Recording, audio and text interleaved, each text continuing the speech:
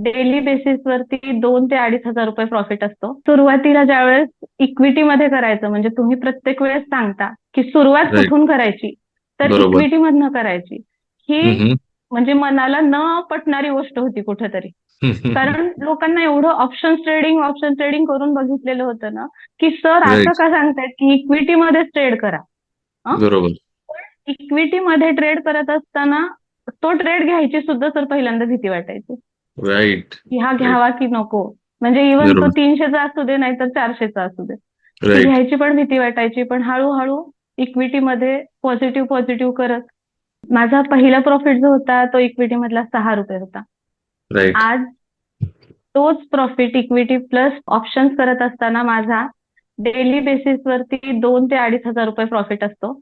वा. आणि ओव्हरऑल बघायला गेलं तर सर माझे म्हणजे 10 दिवसाचे ऍटलिस्ट 19,000 to 20,000 झालेले असतात. वा.